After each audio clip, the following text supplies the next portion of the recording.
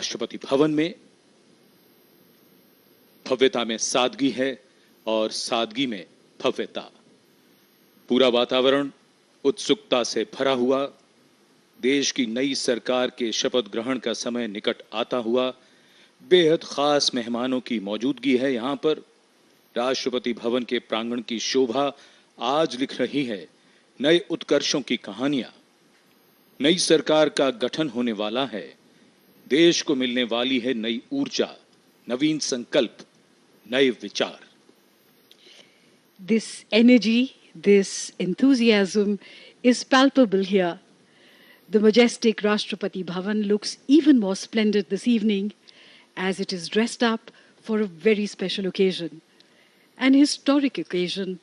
Prime Minister-elect Shri Narendra Modi will take the oath of office for the third consecutive time.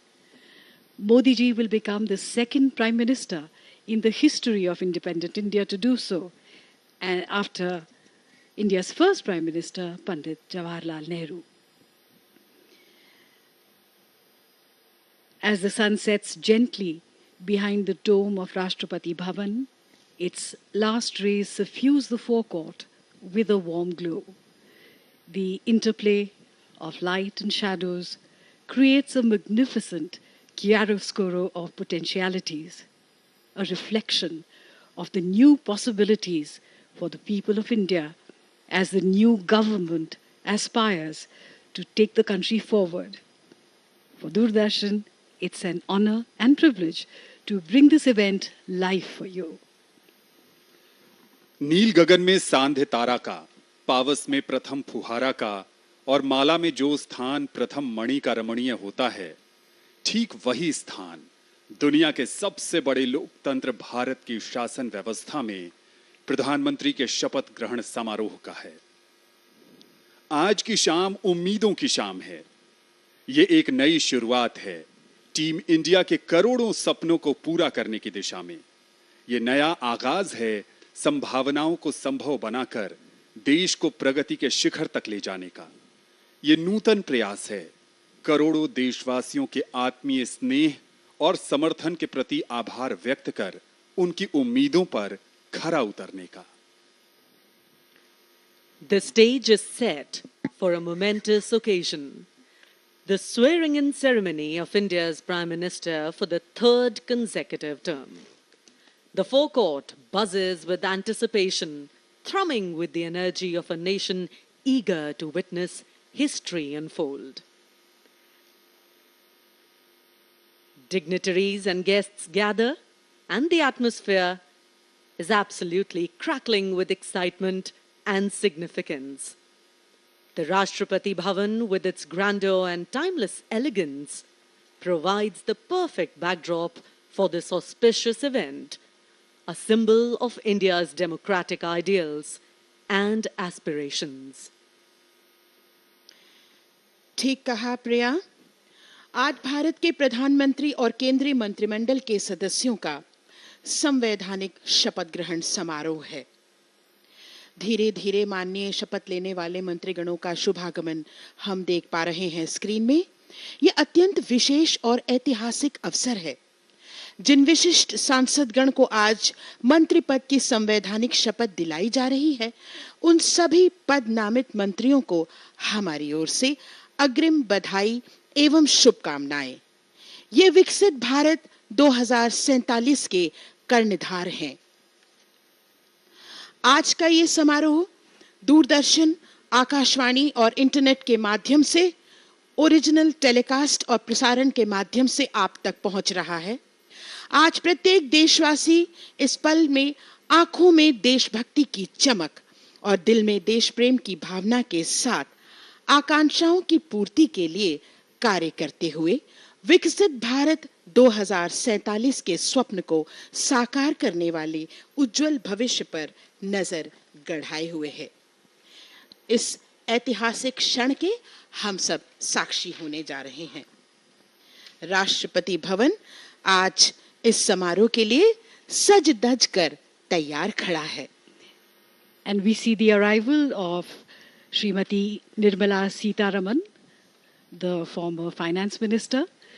This year's ceremony is bigger and grander than ever before, although the oath-taking ceremony itself is a solemn occasion when the Prime Minister and members of his cabinet take oath of office in secrecy. There is a great sense of enthusiasm and excitement as Mr. Modi makes history today. Rashtrapati Bhavan का प्रांगण इस समय देश के चर्चित जाने माने चेहरों की यहाँ पर पहचान है। एक एक करके यहाँ पर गण्यमान्य व्यक्तियों का आगमन हो रहा है। पहली बार राष्ट्रपति भवन के प्रांगण में सन 1990 में चंद्रशेखर ने प्रधानमंत्री के तौर पर शपथ ली। उसके बाद 1998 में अटल बिहारी वाजपेयी ने, 2014 और फिर 2019 और उसके बाद आज लगातार तीसरी बार नवनिर्वाचित प्रधानमंत्री श्री नरेंद्र मोदी तीसरी बार यहां प्रांगण में शपथ ले रहे हैं। 2014 के समारोह में लगभग 4000 मेहमानों को आमंत्रित किया गया था, 2019 में करीब 8000 और इस बार लगभग 10,000 से भी ज्यादा मेहमानों को आमंत्रित किया गया है। इस बार यहां समाज के हर वर्ग का प्रतिनिधित्व है। राजनीति, उद्योग जगत, प्रोफेशनल्स, खेल और सिनेमा जगत के सितारे, साथ ही आम जन की भी यहां पर नुमाइंदगी करते हुए बहुत से मेहमान यहां पर मौजूद और एक एक करके कुछ नवनिर्वाचित सांसद और आज सबसे महत्वपूर्ण वो सांसद जो मंत्री के तौर पर शपथ लेंगे। उत्सुकता बढ़ती हुई और धीरे धीरे समारोह का समय निकट आता हुआ। Doordarshan has always been part and parcel of these ceremonies. We've been trying to bring live pictures for you ever since we could, which was for the first time in 1984 when the oath-taking of the new Council of Ministers was telecast for the first time on Doordarshan when Rajiv Gandhi became the Prime Minister. Thanks to technology, people could witness the historic moment in real time. In 2019, the ceremony was watched live around the globe as several channels telecast it, acknowledging the importance of the major event of 2019 when Mr. Narendra Modi took oath of office for the second time.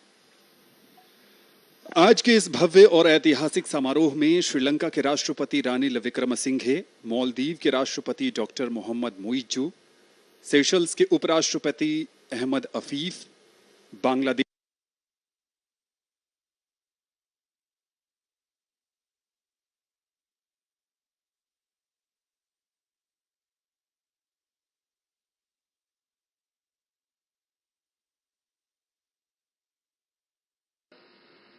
और जितिन प्रसाद भी नजर आ रहे हैं। मनसुख मांडविया का भी आगमन हो चुका है इस शपथ ग्रहण समारोह में। यह समारोह लोकतंत्र की भव्यता के साथ भारतीय संस्कृति की अनुपम छटा का बेहतरीन समावेश है। यहां जनप्रतिनिधि हैं और उन्हें जनमत प्रदान करने वाले जनतंत्र के महत्वपूर्ण मतदाता भी। गिरिराज सिंह जो बिहार के बेगूसराय से सांसद निर्वाचित होकर आए हैं, पिछली सरकार में भी मंत्री थे और ये जो देश की जनता है वो उम्मीदों के साथ यहां आई है। उम्मीद बेहतरी की, उम्मीद तरक्की की। गिरिराज सिंह का आगमन होता हुआ समारोह में। Eminent leaders and eminent faces visible on the screen, and as mentioned by Anand, few prominent leaders from nearby countries will also be attending this ceremony. Invitation extended to these leaders aligns with India's steadfast commitment to its neighborhood first policy and the Sagar vision. And if we talk about the scale and magnitude of this year's election, it exemplifies the strength of democratic process and importance of civic responsibility. Hardeep Singh Puri, Shivraj Singh Chauhan, एक एक करके यहां पर गण्यमान्य व्यक्तियों का आगमन और कुछ ही देर में सबको ज्ञात होगा कि यहां जो मेहमान पधार रहे हैं इनमें से कौन से चेहरे अब मंत्रिमंडल का हिस्सा होंगे। बिल्कुल ठीक कहा संजीव जी। इस ऐतिहासिक शपथ ग्रहण समारोह को देखकर आज पूरे विश्व को एहसास होगा कि हमारा देश भारत विश्व का सबसे प्राचीन, सबसे विशाल, सबसे विशिष्ट और स्वर्णिम गणतंत्र है। प्रधानमंत्री मोदी जी के सक्षम नेतृत्व में हम सभी ने 10 वर्ष देखा। देश ने नैतिक मूल्यों पर आधारित सुशासन का प्रभाव भी देखा। भारत के संविधान के उद्देश्यों तथा आदर्शों को कार्यरूप देने के लिए देश के सामान्य नागरिक और वंचित वर्गों के लोगों के हित में भोजन सुरक्षा, आवास, स्वास्थ्य कल्याण, पेयजल, स्वच्छता जैसे अनेक क्षेत्रों में विश्व की सबसे बड़ी जन कल्याण योजनाओं को सफलतापूर्वक कार्यान्वित होते हुए भी देखा है। डॉक्टर अश्वनी वैष्णव और ये जितिन प्रसाद, प्रसार भारती के चेयरमैन के साथ। शिवराज सिंह चौहान स्क्रीन पर नजर आ रहे थे और भारतीय लोकतंत्र की थोड़ी अगर बात करें तो शिवराज सिंह चौहान लोकसभा चुनाव 2024 में सर्वाधिक मतों से जीतने वाले उम्मीदवारों में दूसरे नंबर पर रहे हैं।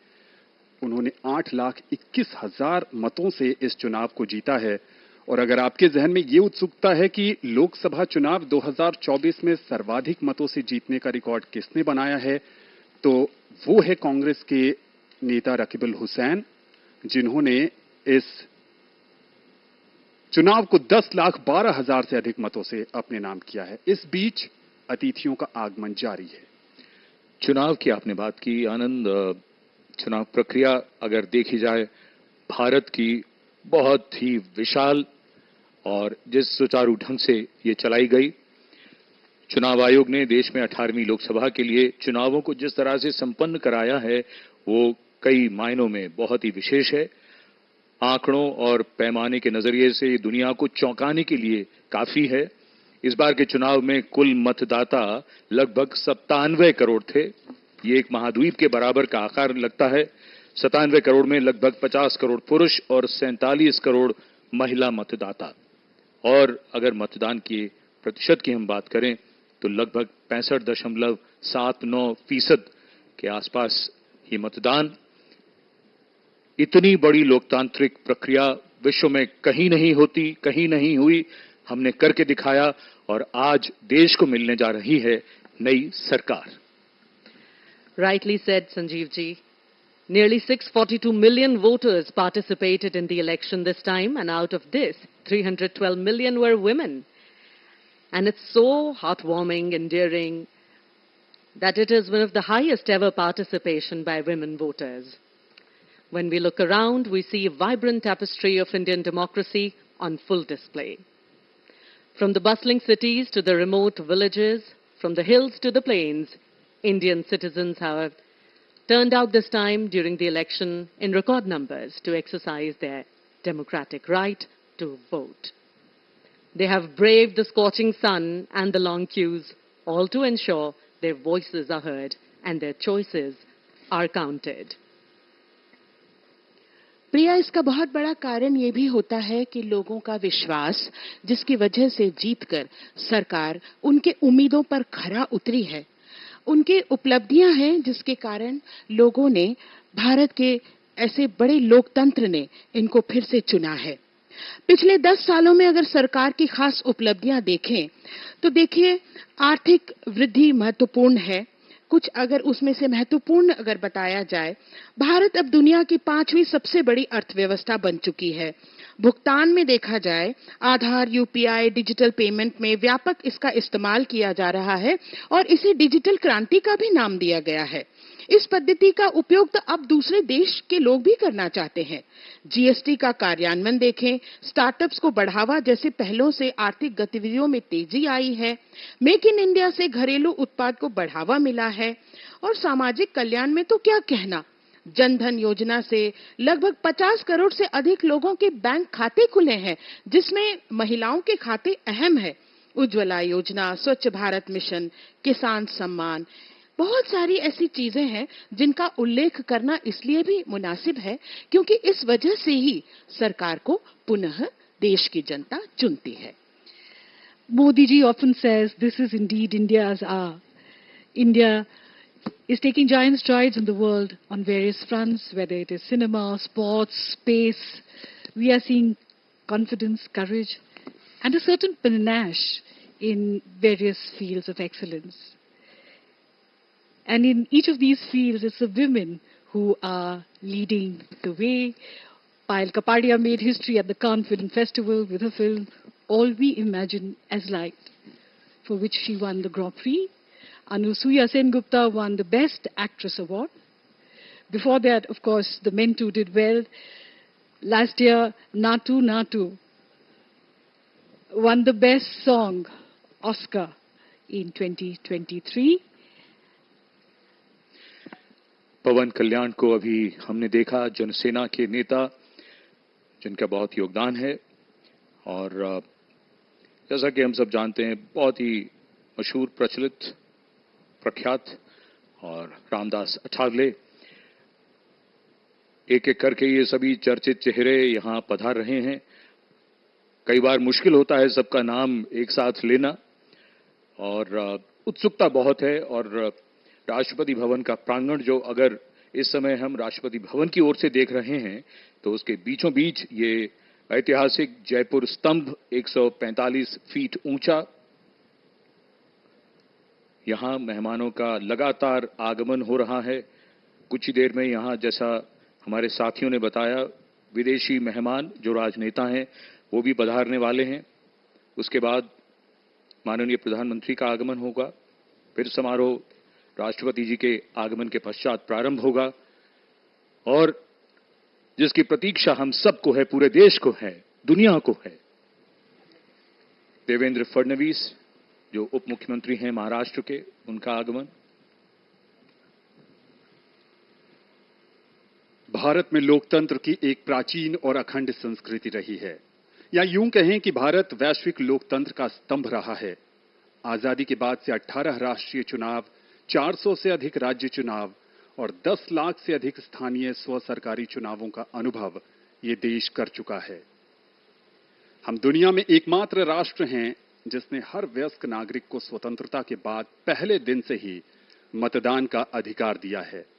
ये विहंगम नजारा आप जो देख रहे हैं, ये राष्ट्रपति भवन के ठीक सामने लगभग 10,000 लोग इस ऐतिहासिक समारोह का साक्षी बन रहे हैं और शंकराचार्य का भी यहां पर आगमन होता हुआ। भारत हमेशा से ही जहां संविधान के तौर पर धर्मनिरपेक्ष राष्ट्र रहा है, वहां अपने आध्यात्मिक गुरुओं के प्रति कृतज्ञता का भाव और यहां पर लोगों में उत्साह है, जोश है। वो नए भारत के नई तस्वीर गढ़ने में अपना योगदान देना चाहते हैं। इस समय शंकराचार्य का, रामभद्राचार्य का आगमन,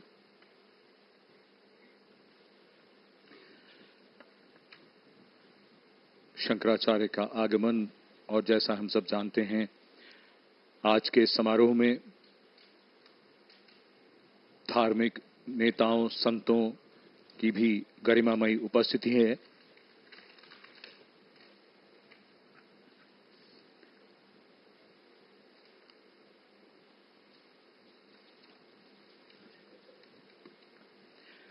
संत रामभद्राचार्य जी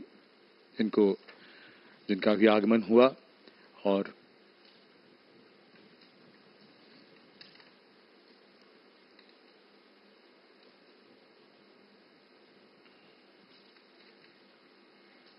श्री आरिफ मोहम्मद खान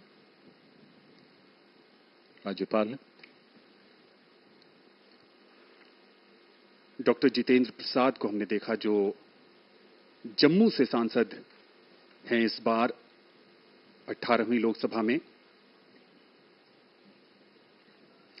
प्रोटोकॉल के हिसाब से अब मुख्यमंत्रियों और राज्यपालों का आगमन हो रहा है और ये बहुत ही विशिष्ट स्थान, राष्ट्रपति भवन का प्रांगण, इतिहास के पन्नों में दर्ज और आज के इस समारोह को भी इतिहास में दर्ज करता हुआ। The swearing-in ceremony of the Prime Minister of India is akin to a vibrant bouquet, rich in diversity and unity. The grounds of Rashtrapati Bhavan start to fill with people from all walks of life, creating a tapestry of faces representing the vast mosaic that is India. Youngsters, filled with excitement, stand beside elders who have witnessed decades of the nation's history. Every corner of the country finds its representation here. Men and women from different states, some clad in traditional attire that showcases the rich cultural heritage of India. And we see the bright saffron mingling with the elegant whites. This scene is a microcosm of India's pluralism, a beautiful blend of its numerous languages, dialects and traditions. बिल्कुल सही कहा प्रिया। राष्ट्रपति भवन की भव्यता को तो देखो। राष्ट्रपति भवन, जो कि भारत के राष्ट्रपति का आवास और कार्यालय है, आज पुनः ऐतिहासिक क्षण का साक्षी होने जा रहा है। ये राष्ट्रपति भवन दुनिया भर में अपनी तरह की सबसे भव्य और शानदार इमारतों में से एक है। लाल और हल्के गेहुए रंग के बलुआ पत्थर से बनी ये इमारत वास्तुकला की विभिन्न शैलियों का मिश्रण है और इसके निर्माण में 18 वर्ष लगे थे। इस भवन को आजादी के पहले वाइसरॉयज हाउस कहा जाता है और ये नवनिर्वाचित सांसद हमारे सामने हैं। आदरणीय, इनका हम स्वागत करते हैं। जिनको अभी हमने देखा वो राजकुमार हिरानी और विक्रांत मैसी, जिनको सबने सिनेमा के पर्दे पर देखा है। राजकुमार हिरानी डायरेक्टर और वसुंधरा राजे सिंधिया। अजित पवार, एनसीपी गुट पवार अजित पवार।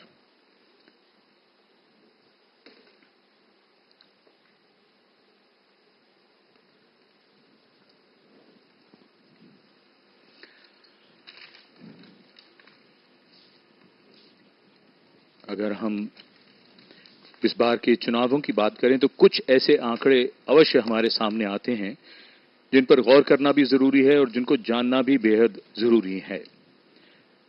1,80,00,000 इस बार वो मतदाता थे जिनकी अवस्था 18 वर्ष हो गई, यानी जिन्होंने पहली बार मतदान किया, मतदान के योग्य हुए। लगभग 88,40,000 दिव्यांग मतदाता थे। 19,10,000 जो सेना में शामिल हैं वो मतदाता। 19,74,00,000 20 से 29 वर्ष की आयु के युवा मतदाता। भारत को एक युवा शक्ति के रूप में दुनिया देखती है और उसके ये मतदाताओं की संख्या। इस बार एक बात और भी महत्वपूर्ण हुई और वो ये कि लगभग 82 लाख जो ऐसे मतदाता थे जिनकी अवस्था 85 वर्ष से अधिक थी, उन्हें घर से ही मतदान करने की सुविधा भी प्रदान की गई। हरदीप सिंह पुरी और उनके साथ अनुप्रिया पटेल बैठी हैं। संभावित जो कैबिनेट बनने वाली है उनके चेहरे। बॉलीवुड के दिग्गज अभिनेता अक्षय कुमार भी इस भव्य और ऐतिहासिक समारोह में आते हुए। उनके साथ प्रसार भारती के चेयरमैन नवनीत सहगल भी थे। ये हैं धर्मेंद्र प्रधान, ओडिशा से इस बार लोकसभा के लिए निर्वाचित होकर आए हैं। इससे पहले भी मोदी सरकार में मंत्रालय इनके जिम्मे था, शिक्षा मंत्री रहे। उससे पहले पेट्रोलियम मंत्रालय भी इनके नेतृत्व में काफी आगे बढ़ा। संजीव, आप लोकसभा चुनाव के आंकड़ों की बात कर रहे थे। एक छोटा सा आंकड़ा जो निर्वाचन आयोग ने जारी किया था, इस बीच हरियाणा के पूर्व मुख्यमंत्री मनोहर लाल का आगमन होता हुआ करनाल से इस बार लोकसभा के लिए चुनकर आए हैं वो। और जो संभावित मंत्रिमंडल हैं उसमें भी नजर आ रहे हैं ज्योतिरादित्य सिंधिया। और सबकी नजर इसी तरफ रहती है। हालांकि कई खबरें तो चलती रहती हैं, लेकिन अब सबकी नजर इस बात की ओर कि उधर जो मंच है जहां पर मंत्रिमंडल शपथ लेने के लिए कुर्सियां निर्धारित हैं, उस तरफ कौन कौन अपने कदम बढ़ाता है। In fact, there is usually a lot of speculation and guesswork going on, and when people see close-ups of any of the visitors here, the invitees, the members of parliament, we hear news spreading around like fire that that person may just may take the oath of office today. Jitan Ram Manjhi भी नजर आ रहे हैं और जीतन राम मांझी इस लोकसभा के सबसे उम्रदराज सांसद हैं। उनके साथ हैं Jaishankar.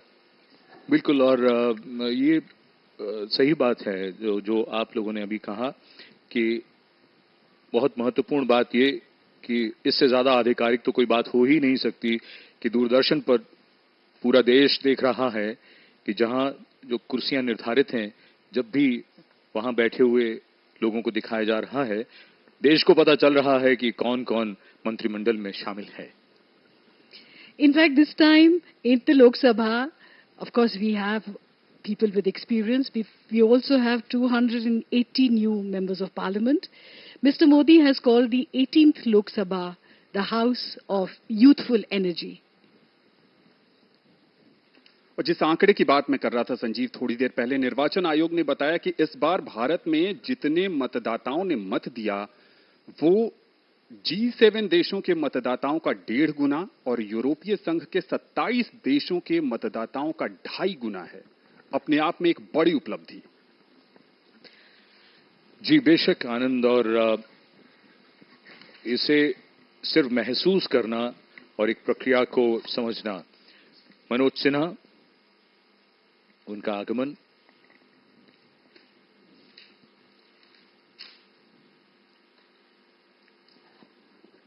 This is a grand celebration of India, the largest democracy in the world, and people are, as they should be, at the center of a democracy.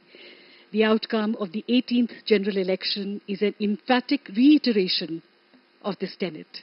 The largest democracy of the world has spoken through its votes, and this is a celebration of that vibrance, that energy, youthful energy, because the youth of India came out in large numbers to vote, to speak, to express their opinion.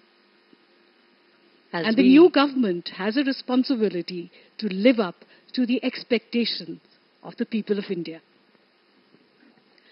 As we reflect on the outcome of these elections, let us remember the significance of what has transpired. It's not just about the results, but about the process itself, the democratic process that lies at the heart of our nation.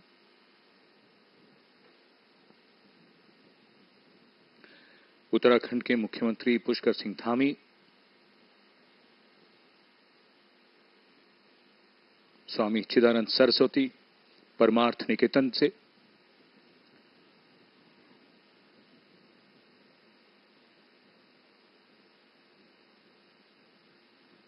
इस समय जैसा कि हम आपको बता रहे थे, अब गण्यमान्य व्यक्तियों का आगमन। राज्यपाल, मुख्यमंत्री एक एक करके यहां पधार रहे हैं और ये राष्ट्रपति भवन का प्रांगण है, जहां अब उत्सुकता अपने चरम पर पहुंचती हुई डॉक्टर मनसुख मांडविया और S Jaishankar. If only we could hear what they're talking about, Sanjeev. The excitement to know what's going on at this moment is so palpable and quite unbearable. उत्सुकता अपने चरम पर पहुंचती हुई। अभी अभी हम सभी ने देखा एस जयशंकर, हमारे माननीय मंत्री। हम सभी जानते हैं भारत अंतर्राष्ट्रीय मंच पर चमकता हुआ सितारा बनके हाल ही में उभरा है।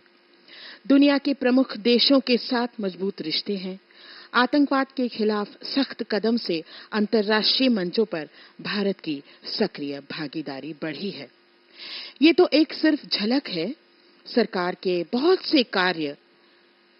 और अभी अभी हमारे बीच शुभागमन श्री अमित शाह जी का। अगर देखें तो पिछली सरकार के उपलब्धियों में महिला सशक्तिकरण, सरकार की पहल और उपलब्धियों में महिलाओं का सशक्तिकरण भारत के समग्र उत्थान की रीढ़ बनकर आया है। आज हम यहाँ पर बहुत सारे लोगों को देख पा रहे हैं, महिला नेतृत्व को हम देख पा रहे हैं। सामाजिक और आर्थिक उत्थान के मूल आधार भारत की महिलाएं हैं। भारत सरकार ने महिलाओं के जीवन को बेहतर और स्वावलंबी बनाने के लिए बहुत से महत्वपूर्ण कदम भी उठाए। उत्तर प्रदेश के मुख्यमंत्री योगी आदित्यनाथ का आगमन,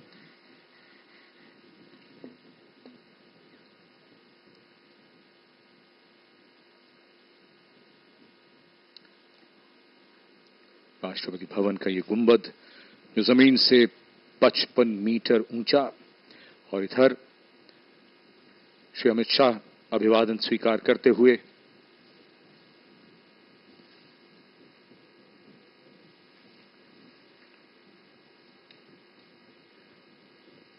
जो महत्वपूर्ण व्यक्ति हैं उन पर निगाहें।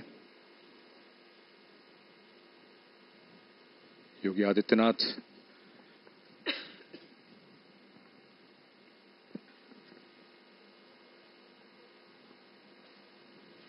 The forecourt of Rashtrapati Bhavan gives a vivid idea of the sheer hugeness and self-assurance of Rashtrapati Bhavan and its majestic panorama.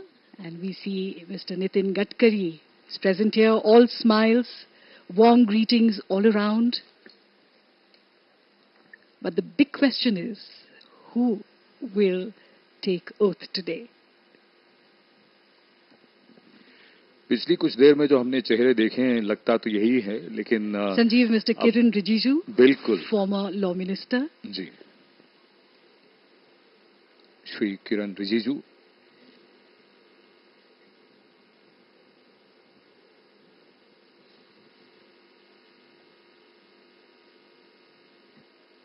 भव्यता को चार चांद लगते हुए।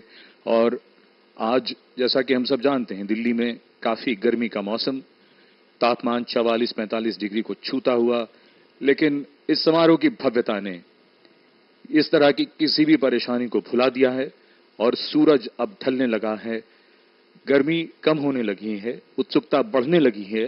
सबको इंतजार है कि बस कुछ ही देर में जब यहां पर प्रधानमंत्री का आगमन होगा और वो अपने मंत्रिमंडल के सहयोगियों के साथ शपथ लेंगे। संजीव, आपने डूबते हुए सूरज की बात की, तो डूबता हुआ सूरज इतिहास होता है और कोई भी सभ्यता तभी दीर्घजीवी होती है जब वो अपने इतिहास को जाने, समझे और उसकी उत्कृष्टता को आत्मसात करे। आज का यह समारोह भी गौरवशाली भारतीय इतिहास को आगे ले जाकर अनुपम ढंग से आधुनिक विश्व में अपनी श्रेष्ठता और अनूठेपन से रूबरू कराने का बेहतरीन अवसर है। बिल्कुल सही कहा आनंद। आज सूरज डूबेगा तो लोकतंत्र की नई सुबह भी तो होगी, और उसी लोकतंत्र की नई सुबह का साक्षी बनने के लिए यहां पर तमाम लोग उपस्थित हैं। इसमें महान विभूतियां भी हैं, जनप्रतिनिधि भी हैं, आध्यात्मिक गुरु भी हैं, और साथ ही साथ जिन लोगों ने अपने मतों का प्रयोग कर इन जनप्रतिनिधियों को यहां तक पहुंचाया है, देश के तमाम नागरिक भी हैं। So Anand, let us celebrate this momentous occasion, this triumph of democracy. Let us salute the Indian citizens who have shown the world the true meaning of power and responsibility. ये हैं केरल से लोकसभा के सदस्य सुरेश गोपी। पहली बार भारतीय जनता पार्टी ने केरल में लोकसभा में अपना प्रतिनिधि चुना है और सुरेश गोपी वहां का प्रतिनिधित्व करते हुए। Doordarshan is bringing original and exclusive coverage, which serves as the national broadcaster, bringing these rich and vibrant visuals into homes across India. Rashtrapati Bhavan की भव्यता 330 एकड़ में फैला हुआ, जिसमें संजीव जी 340 कमरे हैं। इसके निर्माण में 70 करोड़ ईंटें लगी। राष्ट्रपति भवन की केवल मुख्य इमारत ही 5 एकड़ में फैली हुई है। भव्यता देखिए, आप स्क्रीन पर हम देख पा रहे हैं। इस भवन के सभी गलियारों की कुल लंबाई लगभग 2.5 किलोमीटर है। भवन में 227 स्तंभ हैं। इनमें छत पर तश्तरी नुमा फव्वारे शामिल हैं, जिन्हें आप अपने स्थान पर बैठे बैठे देख सकते हैं। ये इसकी भव्यता है। प्रांगण से भवन में प्रवेश करने पर 31 चौड़ी सीढ़ियों के बाद ईसा पूर्व 3री सदी की शानदार रामपुरवा बुल स्थित है, जो सम्राट अशोक के शासन काल में निर्मित एक स्तंभ का सबसे ऊपरी हिस्सा हुआ करता था। उमा, अगर आप विस्तार की बात करें, ये वो इलाका है जिसे जब 1911 में नई दिल्ली की नींव रखी गई, ये तय किया गया तो पहले तो दिल्ली की राजधानी किंग्स कैंप की तरफ बनने को थी, लेकिन जो इसके वास्तुकार थे एडविन लचन्स और हर्बर्ट बेकर, उन्होंने तय किया कि रायसीना पहाड़ी पर इसे बनाया जाए। पहाड़ी की चट्टानों को विस्फोट के जरिए तोड़ा गया और फिर ये जगह बनाई गई। और उसके बाद ये भी मानना पड़ेगा कि यहां तक बड़े बड़े पत्थर लाने के लिए खासतौर पर रेलवे लाइन बिछाई गई थी। कई ऐसी बातें इतिहास के पन्नों में दर्ज हैं, लेकिन आज मौका है आज के इस भव्य समारोह की चर्चा करने का, यहां की उत्सुकता और जोश को ये समझने का कि अब बस कुछ ही समय बाद ये समारोह जब प्रारंभ होगा, उसी की प्रतीक्षा में हम सब, पूरा देश बैठा है, क्योंकि लगातार तीसरी बार ये देश में दूसरी बार ऐसा होगा जब कोई प्रधानमंत्री लगातार तीसरी बार प्रधानमंत्री के तौर पर शपथ लेंगे। Narayan Rane. We can never talk about the future or the present without looking back at the past. A little known nugget about Red Fort is that Mahatma Gandhi was one of the earlier visitors here. The Viceroy, Lord Irwin, had invited him for a meeting. Mahatma Gandhi carried with him a little salt to add to his tea as a mark of protest against the British salt tax. The series of meetings culminated in the famous Gandhi-Irwin Pact that was signed on the 5th of March, 1931. And the anticipation here, the excitement, is reaching a new height. यहां इस समारोह में शामिल हो रहे सभी अतिथियों और देशवासियों के चेहरे पर सुकून और उत्सुकता देखते ही बन रही है बिजनेस टाइकून। यहां पर मुकेश अंबानी, उनके साथ फिल्मी जगत के नामचीन सितारे शाहरुख खान भी इस भव्य और ऐतिहासिक समारोह में शामिल होने के लिए पधारते हुए, यहां पर भारतीय जनता पार्टी के राष्ट्रीय अध्यक्ष जगत प्रकाश नड्डा भी दिखे। शाहरुख खान इस समारोह में शामिल हो रहे हैं और जैसा कि हमने शुरू में ही बताया था कि फिल्मी जगत की कई नामचीन हस्तियां इसमें शामिल होंगी। मुकेश अंबानी के पुत्र अनंत अंबानी भी यहां पर इस समारोह का साक्षी बनने के लिए उपस्थित। अपने आप में बहुत ही ऐतिहासिक अवसर है। एक तरफ सुकून तो दूसरी तरफ उत्सुकता। सुकून एक दृढ़, मजबूत और प्रभावी सरकार के हाथ में देश का नेतृत्व सौंपने का। उत्सुकता भावी भारत की तस्वीर को लेकर, वो तस्वीर जिसमें सबकी प्रगति, उन्नति और तरक्की हो। You were talking about tasveer. What is interesting here is everyone is on selfie mode. So you see superstars taking pictures with politicians and politicians taking pictures with superstars. A very interesting time here to see people interacting with each other. There's so much joy, excitement, a sense of warmth, and of course bonhomie as people from across party lines and from across professions are coming together for this historic special occasion. ये एक भारत श्रेष्ठ भारत का भी शानदार परिचय है ये समारोह। This grand space has borne witness to countless moments of national importance, serving as the stage for the oath-taking of Prime Ministers.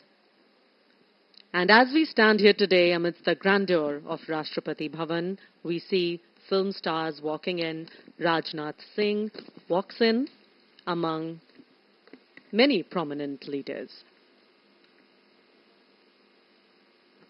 The forecourt, with its timeless architecture and regal charm, serves as a poignant reminder of India's democratic ideals and its journey towards progress and prosperity.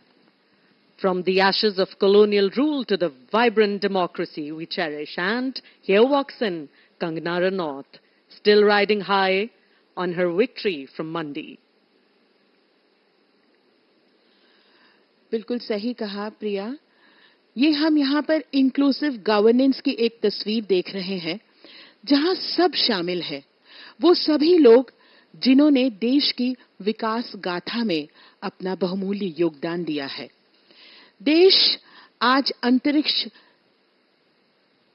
पृष्ठभूमि में एक चमकता हुआ सितारा बनकर उभर रहा है और इसमें हर किसी का पुट है, हर किसी का योगदान है, चाहे वो अधोसंरचना की बात हो, महिला सशक्तिकरण की बात हो, ग्रामीण विकास की बात हो, सब में देशवासियों का भी। And Uma, that was a visual of Chandrababu Naidu of the TDP, one of the key players in this formation, this coalition.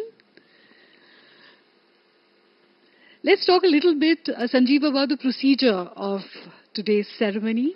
And of course, Dr. Murli Manohar Joshi has arrived here.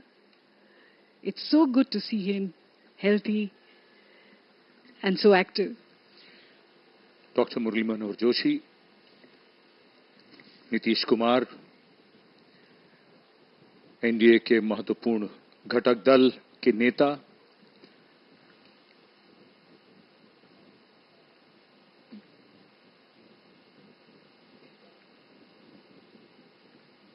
और उनके साथ बंगारू दत्तात्रेय को हमने देखा। Doctor Murli Manohar Joshi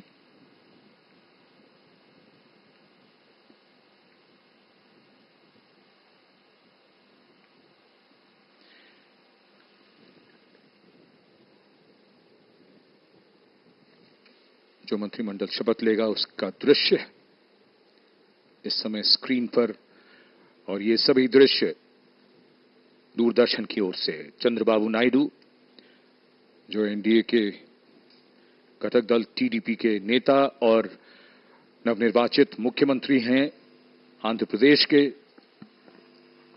शीघ्र ही शपथ लेंगे अपने राज्य के मुख्यमंत्री के तौर पर।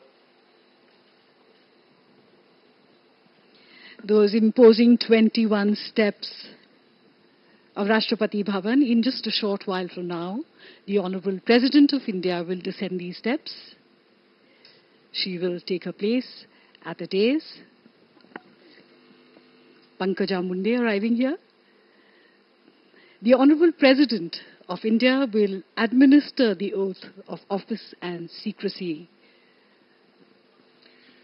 पूर्व राष्ट्रपति श्री रामनाथ कोविंद और उनकी पत्नी श्रीमती सविता कोविंद का आगमन, उनके साथ उनकी सुपुत्री।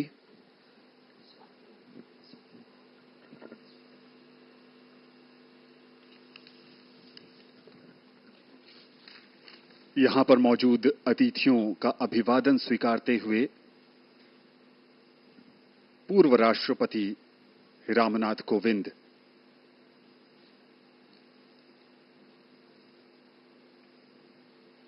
अगर बीते 10 वर्षों की बात करें तो बीते 10 वर्ष का सफर गर्व और गौरव की यात्रा है।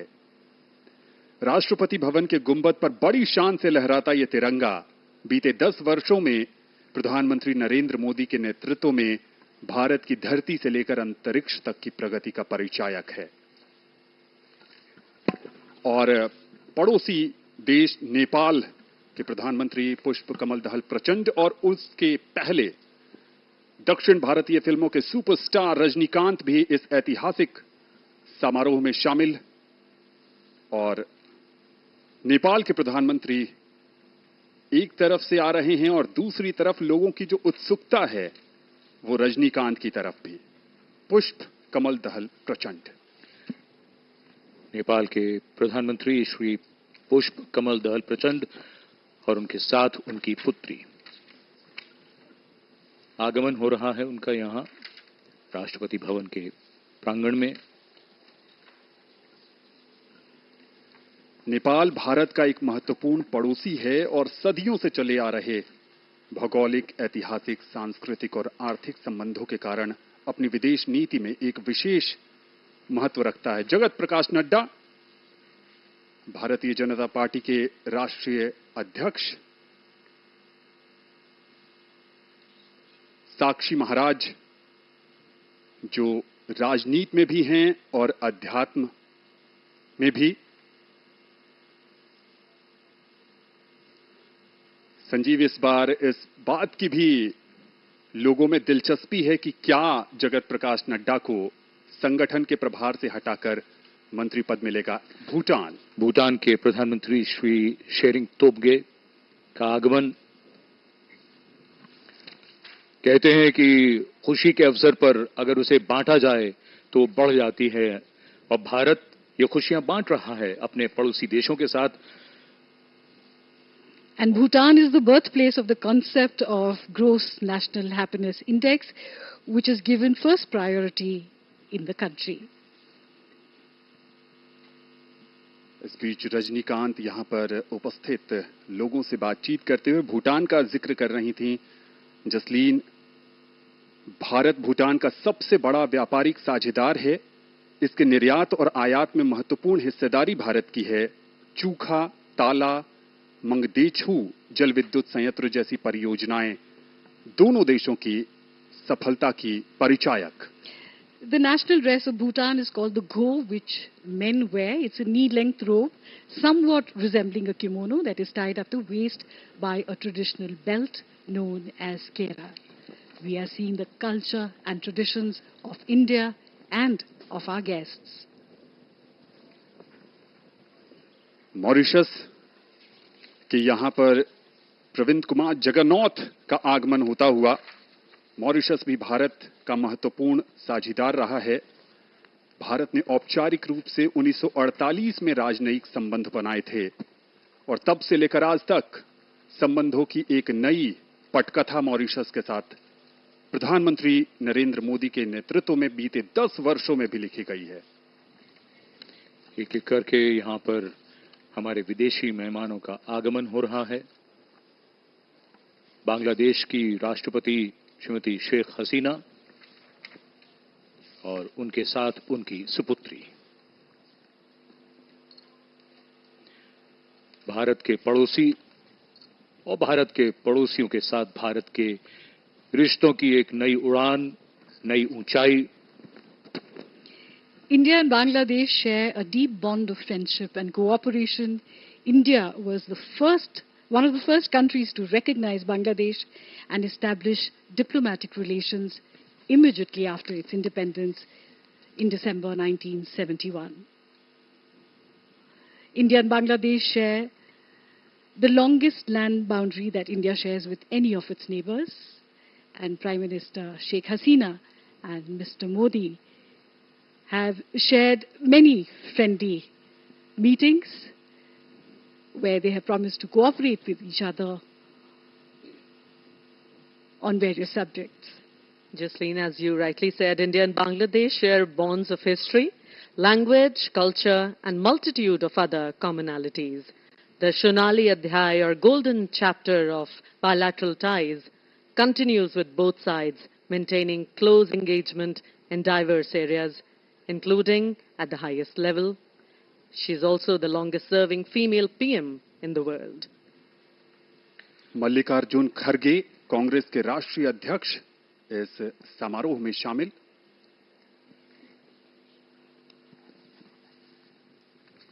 और बांग्लादेश की बात करें तो पिछले वर्ष यानी 2023 में प्रधानमंत्री नरेंद्र मोदी और बांग्लादेश के बीच जो समझौता हुआ उसके तहत अखौरा अगरतला रेल लिंक का उद्घाटन, जो बांग्लादेश को त्रिपुरा से जोड़ता है।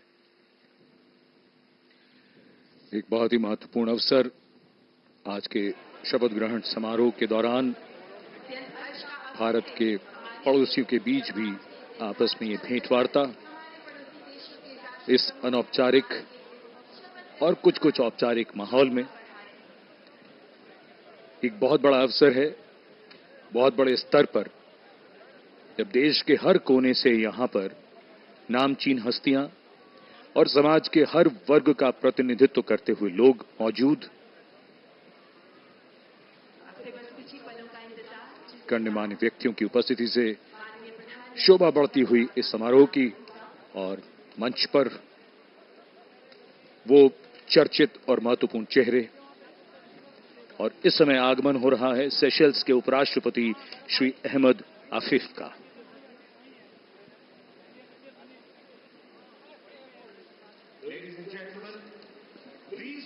Diplomatic ties between India and Seychelles have existed since Seychelles gained independence in 1976.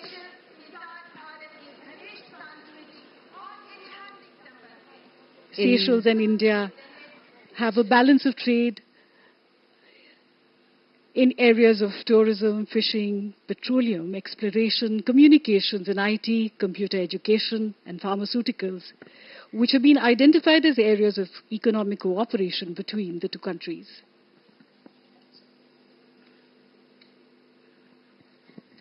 Bharat द्वारा सेशल्स में अब तक 29 से अधिक योजनाएं शुरू की गई हैं। इस बीच अतिथियों का आगमन लगातार जारी। भारत के मुख्य न्यायाधीश जस्टिस चंद्रचूड़ का आगमन और उनके साथ उनकी पत्नी कल्पना दास।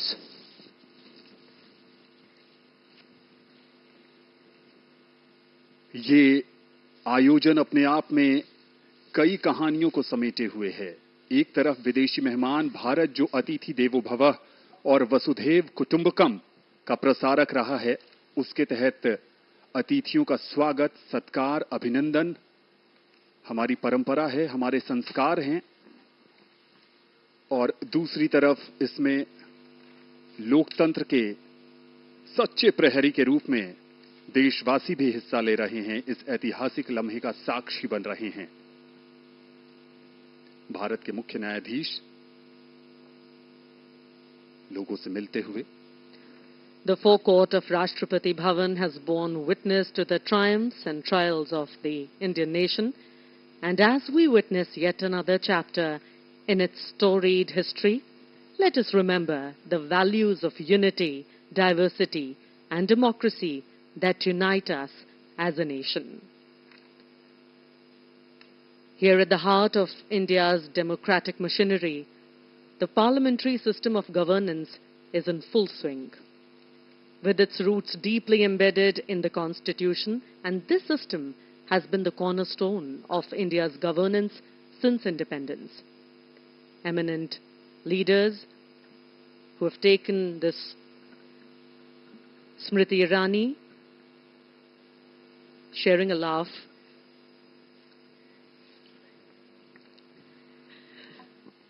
वहां पर अर्जुन मुंडा भी नजर आए और जनरल वीके सिंह भी थे।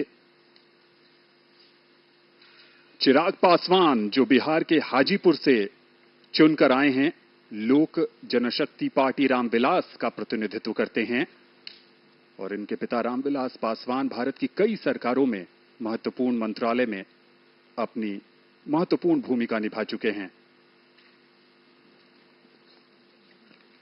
कुछ समय पहले निरहुआ भी हमें स्क्रीन पर नजर आए। जैसा कि हम सब जानते हैं, प्रधानमंत्री मोदी जो नवनिर्वाचित प्रधानमंत्री हैं, तीसरी बार लगातार शपथ लेंगे।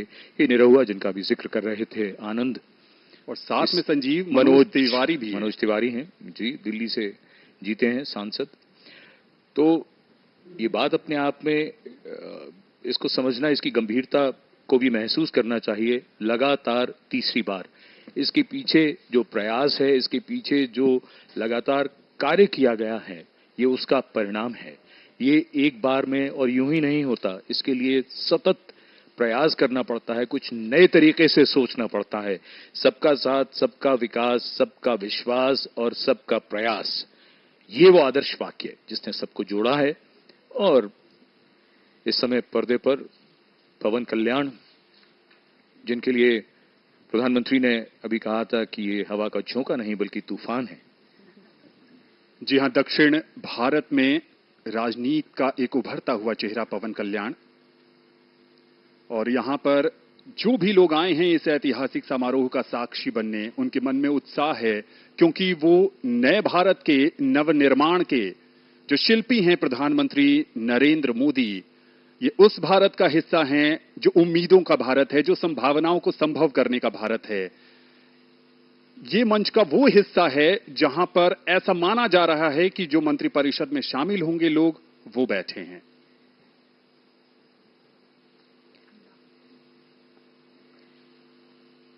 दिल्ली प्रदेश भाजपा अध्यक्ष वीरेंद्र सचदेवा और बैजंत पांडा भी उनके साथ। ओम बिरला, लोकसभा के पूर्व स्पीकर, उनका आगमन होता हुआ, चेहरे पर मुस्कान, और इस भव्य समारोह का कौन साक्षी नहीं बनना चाहता Priyadarshini? Anand, I'm always intrigued by what first-time elected members of parliament must feel, as they carry a tremendous responsibility on their shoulders, as countless people have placed their hopes and trust in them. These new MPs are expected to deliver on their promises and effectively represent their constituents' interests. The weight of these expectations is significant, as they must navigate the complexities of parliamentary procedures. Shri Om Birla और साथ में उनकी पत्नी doctor Amita Birla.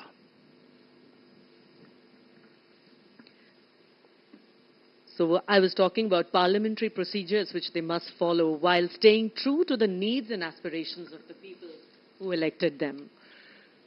Maldives के राष्ट्रपति doctor Mohammad Muizzu का आगमन, भारत का एक और महत्वपूर्ण पड़ोसी। Our ties with Maldives are deep-rooted, based on exchanges and interactions for centuries. India's neighborhood first policy has deepened our bilateral ties for the common benefit of two countries and their region at large. Bharat cement और rock boulder जैसी सामग्री प्रदान कर मालदीव के बुनियादी ढांचे के निर्माण में हमेशा से सहायता प्रदान करता रहा है। एक स्थिर और समृद्ध मालदीव हिंद महासागर क्षेत्र में शांति तथा सुरक्षा को बढ़ावा देने वाली भारत की नेबरहुड फर्स्ट नीति के अनुरूप है।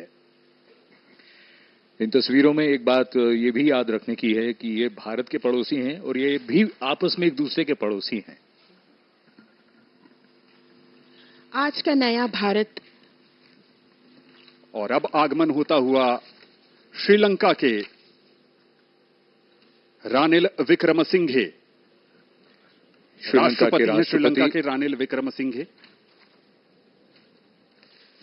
श्रीलंका के राष्ट्रपति श्री रानिल विक्रमसिंघे का आगमन आज के इस महत्वपूर्ण अवसर पर हमारे विदेशी मेहमान एक एक करके यहां पधार चुके हैं। आगमन हो रहा है श्रीलंका के राष्ट्रपति का। The relationship between India and Sri Lanka is more than 2,500 years old. Both countries have a legacy of intellectual, cultural, religious, and linguistic interaction. In recent years, the relationship has been marked by close contacts at all levels. Trade and investment have grown, and there is cooperation in the fields of development, education, culture, and defense. America और Britain के बाद भारत श्रीलंका का तीसरा सबसे बड़ा निर्यात गंतव्य है और श्रीलंका में भारत एक प्रमुख निवेशक भी है।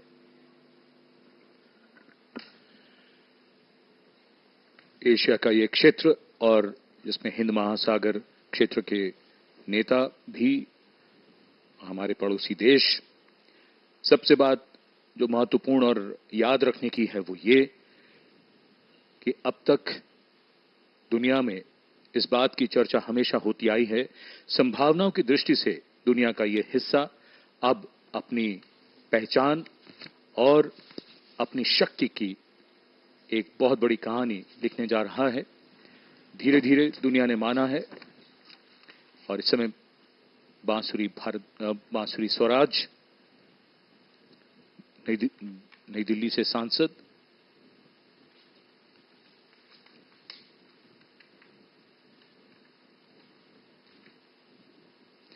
जैसा कि हम सब जानते हैं, भाजपा ने दिल्ली की सभी सीटें जीती। ये भी भाजपा के नेता प्रवीण खंडेलवाल बांसुरी स्वराज के साथ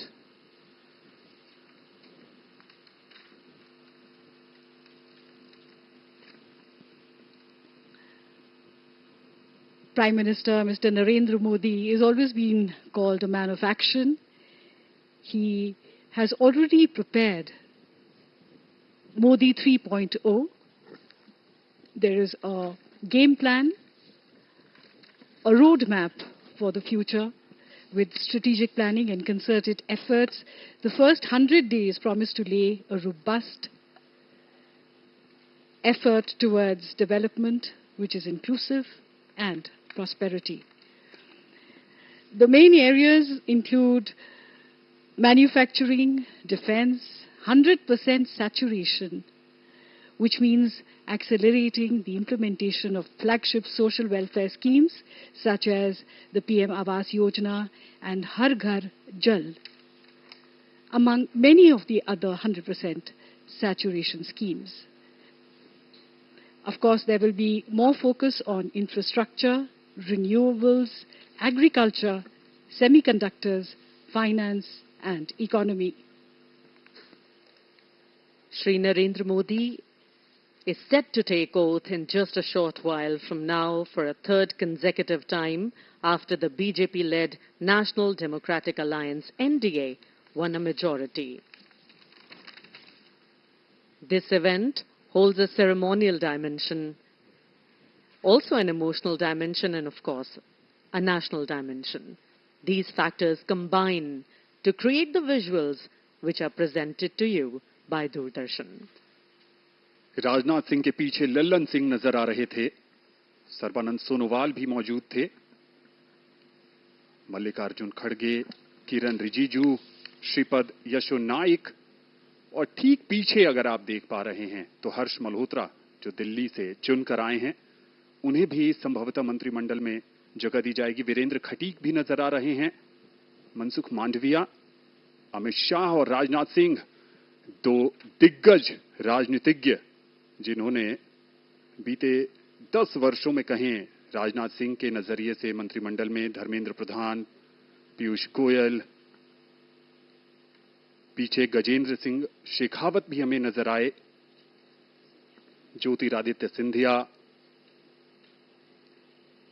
ये वो क्षेत्र है संजीव जहां पर अटकलें हैं कि जो इन कुर्सियों पर विराजमान हैं वो भावी मंत्री परिषद के सदस्य हैं।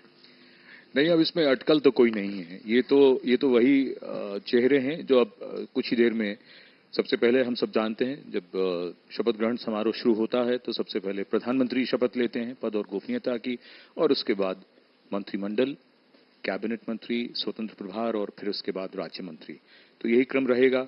अब ये वो चेहरे हैं और देश के सामने हैं अब ये चेहरे। ये नए भारत की नई तस्वीर है, ये आज का नया भारत है। नई सोच के साथ डिजिटल फिजिकल इंफ्रास्ट्रक्चर के निर्माण और अतुल्य विजन और इम्प्लीमेंटेशन और ऐसे अधोसंरचना के ऐसे प्लान के साथ आगे बढ़ रहा है, योजनाबद्ध तरीके से आगे बढ़ रहा है। आज भारत विश्व की तीसरी सबसे बड़ी अर्थव्यवस्था बनने की ओर अग्रसर है। वसुधैव कुटुंबकम के ध्येय वाक्य के साथ G20 के भव्य और अर्थपूर्ण आयोजन से भारत की नेतृत्व क्षमता विश्व पटल पर मजबूती से स्थापित भी हुई है। हर मुश्किल में अन्य देशों की मदद का हाथ बढ़ाने वाला भारत आज विश्व बंधु के रूप में पहचान बना रहा है। अनुराग सिंह ठाकुर भी हमें नजर आए इस बीच, पूर्व सूचना एवं प्रसारण मंत्री। और लोगों का उत्साह ये संजीव बताता है कि दुनिया के सबसे बड़े लोकतंत्र में आज जश्न का माहौल है। बिल्कुल है, और इंतजार भी है, उत्सुकता भी है। और जैसा अभी आप सबने बताया ही कि बहुत देर नहीं है, कुछ ही देर में प्रधानमंत्री का आगमन होगा और फिर ये कार्यक्रम प्रारंभ होगा, शपथ ग्रहण समारोह। और एक और बात, पर्दे पर बहुत से चेहरे ऐसे हैं जो कई बार जो आप बात कर रहे हैं धारा प्रवाह, उसमें उनका जिक्र करना उस वक्त संभव नहीं हो पाता, लेकिन पूरा देश देख रहा है, दुनिया देख रही है, दूरदर्शन के माध्यम से ये प्रसारण उन तक पहुंच रहा है। और इतने बड़े स्तर पर ये ऐसा शपथ ग्रहण समारोह सचमुच इतिहास में दर्ज होता हुआ इससे पहले तो कभी नहीं देखा किसी ने। The air is thick with anticipation and excitement. Spiritual gurus, Smriti Irani here on the screen, and everybody just waiting for the Prime Minister to arrive. The oath-taking itself is a solemn moment, underscored by the collective hope and aspirations of over 1 billion people. Each face in the crowd, no matter the age, color, caste or creed, reflects a shared pride and optimism for the future. Keshav Prasad Maurya और doctor Ashwini Choubey भी हमें नजर आए, और इस बीच ये वो हिस्सा है जो अध्यात्म, धर्म और संस्कारों का भारत में संचार करता है। वसुंधरा राजे सिंधिया, डॉक्टर मुरली मनोहर जोशी, ठीक कह रहे हैं संजीव, तमाम विभूतियां हैं और उन सब विभूतियों ने भारतीय राजनीति में अमूल्य योगदान दिया है। बिल्कुल। और एक बात और, जो अभी जैसे ही इसमें अब कोई अटकल नहीं है, कोई अनुमान लगाने की आवश्यकता नहीं है। आप देखिएगा जैसे ही प्रधानमंत्री जी का आगमन होगा उस वक्त जोश का क्या आलम होगा यहां पर। रघुबर दास भी हमें नजर आ रहे हैं, झारखंड के पूर्व मुख्यमंत्री। This ceremony not only marks the beginning of a new political chapter, but also reinforces the enduring unity of the Indian people. It is a vivid reminder that in this diverse nation, Prasar Bharati chairman Navneet Sehgal और फिल्मी जगत की अभिनेत्री रवीना टंडन भी हमें उनके साथ नजर आई। एक चीज और, ये दृश्य इस समय सूरज की ढलती रोशनी में और भी खूबसूरत बनाते हुए इस पूरी छटा को, और यहां पर ये बता देना बड़ा जरूरी होगा कि धीरे धीरे आप देखिएगा सूरज अगर घड़ी के हिसाब से देखें तो पूरी तरह से ढल जाएगा लगभग 4-5 मिनट में, लेकिन ये छटा और खूबसूरत होती जाएगी और निखरता जाएगा ये पूरा दृश्य। जी हां, क्योंकि ये उभरता हुआ भारत है, ये विकसित भारत है, ये वो भारत है जिसमें संभावनाएं कभी समाप्त नहीं होती। it is also a vivid reminder that in this diverse nation, the strength lies in its people coming together as one. Much like a bouquet composed of varied, beautiful flowers, each adding to the overall splendor. लोकतंत्र की अगर बात करें तो बाबा साहब अंबेडकर ने कहा था कि लोकतंत्र का अर्थ है एक ऐसी जीवन पद्धति जिसमें स्वतंत्रता, समता और बंधुता समाज जीवन के मूल सिद्धांत होते हैं, और ये लोकतंत्र का जश्न है। दुनिया के सबसे बड़े लोकतंत्र में जिस ढंग से 7 चरणों में चुनाव हुए और उन चुनावों में जिस ढंग से देशवासियों ने दिलचस्पी जताई, दिखाई, और प्रचंड गर्मी के बीच भी संजीव जिस ढंग से लोगों के बीच उत्साह था अपने जनप्रतिनिधि को चुनने का, वो अद्भुत था। बिल्कुल। और एक महत्वपूर्ण बात वो ये भी हमें हमेशा याद रखनी पड़ती है, वो ये कि जो